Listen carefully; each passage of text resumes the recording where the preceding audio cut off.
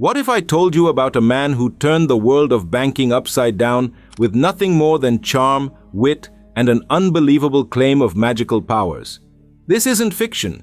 It's the real story of an African man who walked into a Dubai bank and walked out with a plan so audacious that it defies logic. By the end, he'd secured a jaw-dropping $242 million. Intrigued? Let's unravel this astonishing tale together. In 1995, a man named Fanka Babani Sissoko arrived in Dubai with an agenda so daring it would soon shake the foundations of one of the city's largest financial institutions. Sissoko, hailing from Mali, wasn't just passing through. He walked straight into the Dubai Islamic Bank and insisted on meeting its manager, Mohammed Ayub. Despite the unlikelihood of such demands being entertained, Sissoko's determination granted him the audience he sought. This was no ordinary encounter. It marked the start of a scheme that would unfold with almost theatrical audacity. Sissoko began not with millions, but a modest car loan request, astonishingly approved without the typical prerequisites of collateral or stable income. Little did Ayub realize this small act of trust would spiral into a series of baffling decisions, eventually leading to the transfer of hundreds of millions of dollars and a scandal of historic proportions. Sissoko's audacious journey began with a modest request, a car loan. Without steady income or collateral, his approval was surprising. Yet the bank manager, Mohammed Ayub, agreed, seeing no immediate red flags. This decision, seemingly insignificant at first, became the catalyst for an extraordinary sequence of events. Ayub had no idea that granting this small favor would pull him into a web of deceit, trust, and an eventual $242 million scandal that would shake the very foundations of the Dubai Islamic Bank. Sissoko's schemes took a dramatic turn when he invited Ayub to his apartment with promises of an unforgettable experience. Initially hesitant, Ayub's curiosity eventually got the better of him. Upon arrival, he was led into a dimly lit room filled with thick smoke and mysterious artifacts, creating an atmosphere that felt otherworldly. With an air of confidence, Sissoko claimed he had the power to double any sum of money using jinn and black magic. Ayub, both skeptical and intrigued, listened intently as Sissoko described his mystical abilities. The setting was designed to captivate, a room filled with incense, strange chants echoing in the background, and a performance that blurred the lines between reality and illusion. Sissoko's unwavering demeanor and theatrical flair left Ayub spellbound. What followed next was a calculated test of trust. Ayub agreed to bring 100,000 dirhams, $25,000, to verify Sissoko's claims. The ensuing ritual, a mix of stage drama and clever deception, appeared to double the money in Ayub's eyes. This performance convinced Ayub that Sissoko possessed supernatural powers. It set the stage for a manipulation so audacious that it would later become one of the most extraordinary financial deceptions in history.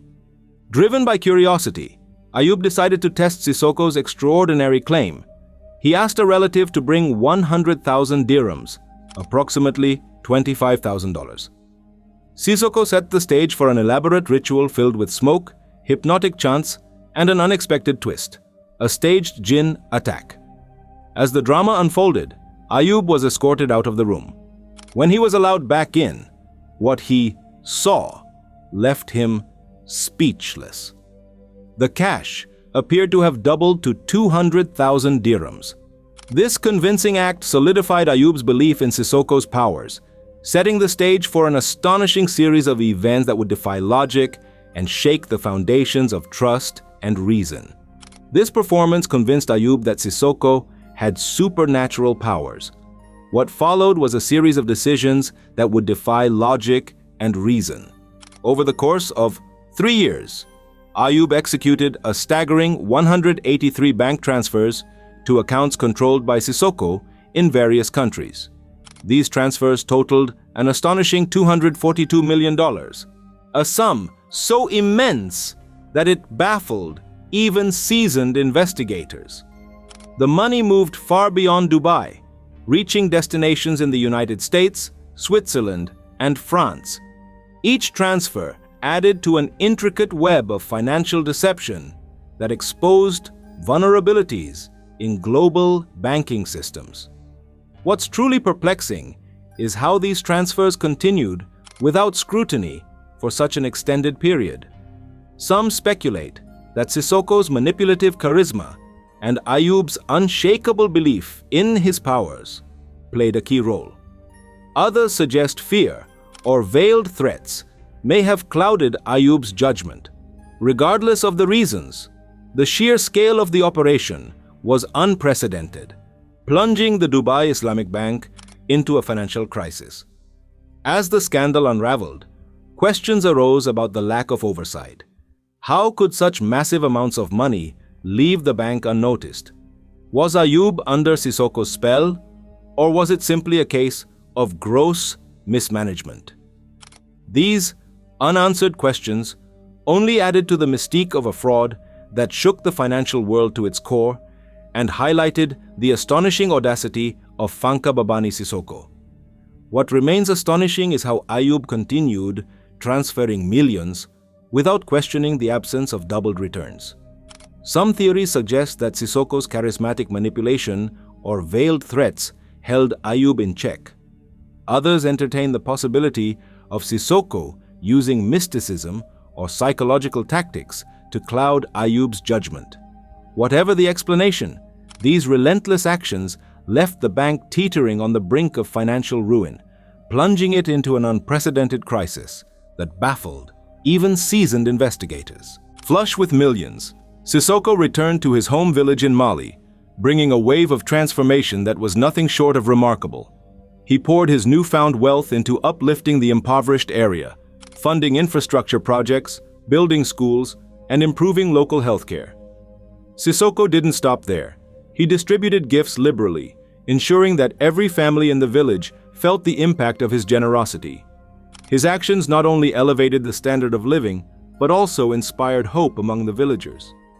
The community, once struggling to make ends meet, began to thrive under Sissoko's patronage.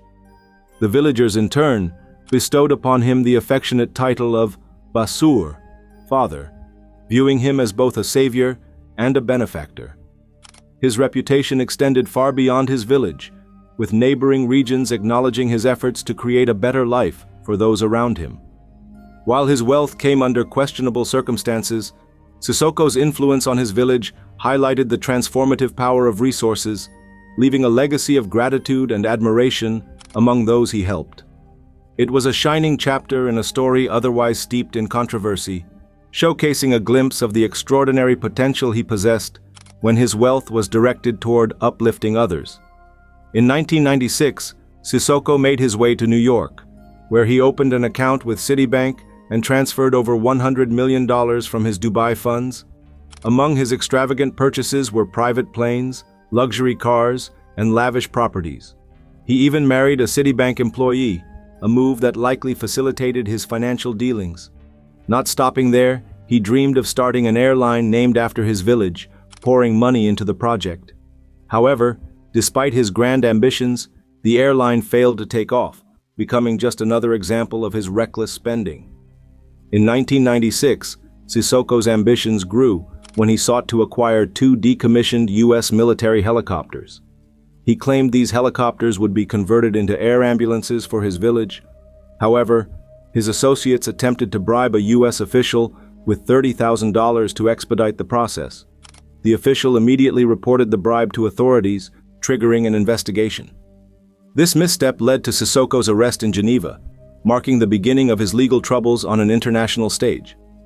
Extradited to the U.S., Sissoko's legal team secured a stunning $20 million bail, which he paid without hesitation. His time awaiting trial didn't slow him down.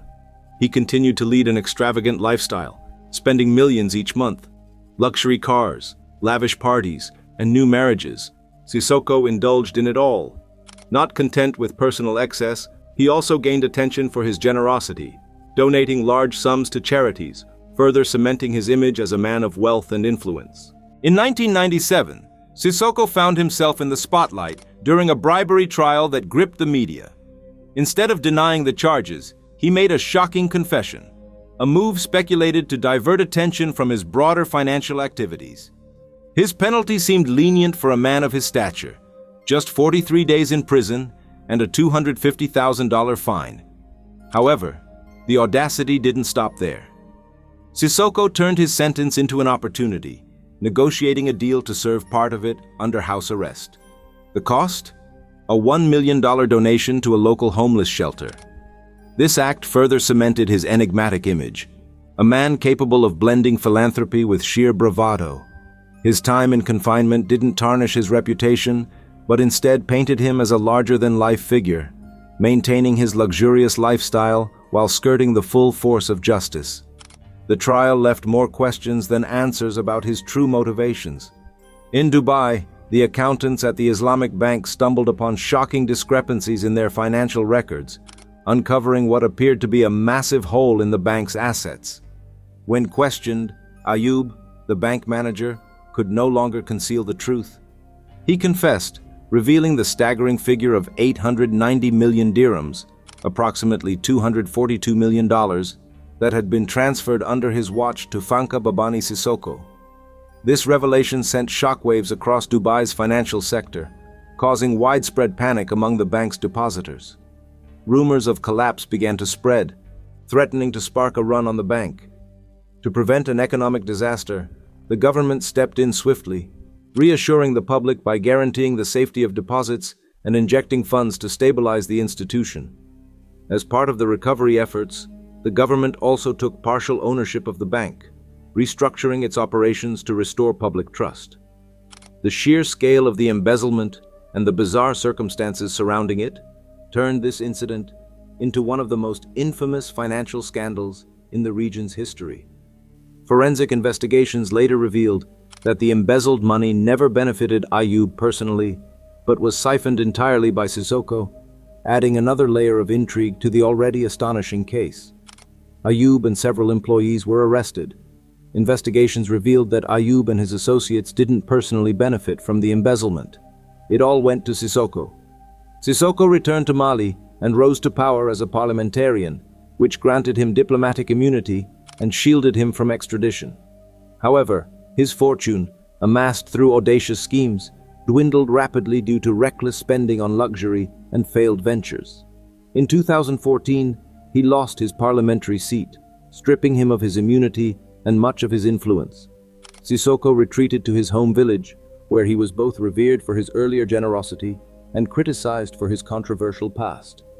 Despite his diminished wealth, he remained a figure of intrigue, with locals recalling his transformation of the village and his larger-than-life persona. His legacy, however, was overshadowed by unanswered questions and the colossal scandal that defined his life.